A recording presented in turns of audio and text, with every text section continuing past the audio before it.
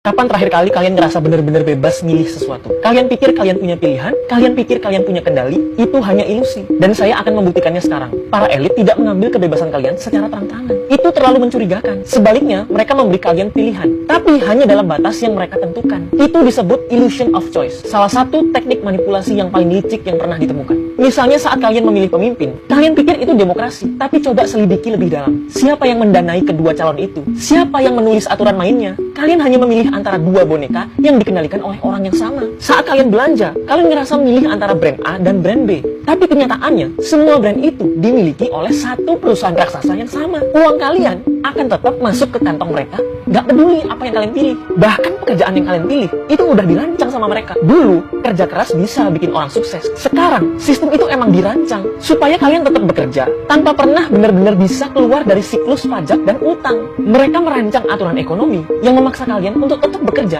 hanya untuk bertahan hidup. Kalau kalian kaya, kalian bisa membeli waktu. Tapi mereka sebisa mungkin membiarkan kalian tetap miskin supaya kalian nggak punya waktu buat mikir.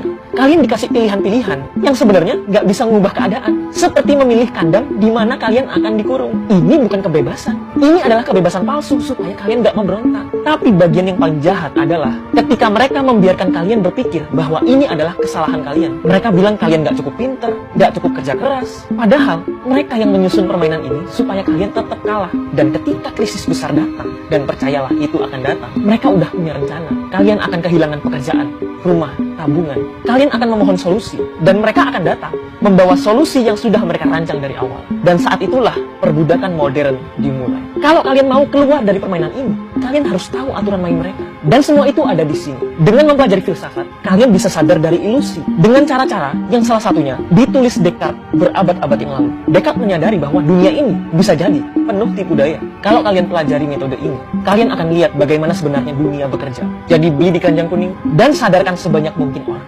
Jangan sampai waktunya datang dan kita semua menjadi budak tanpa menyadarinya.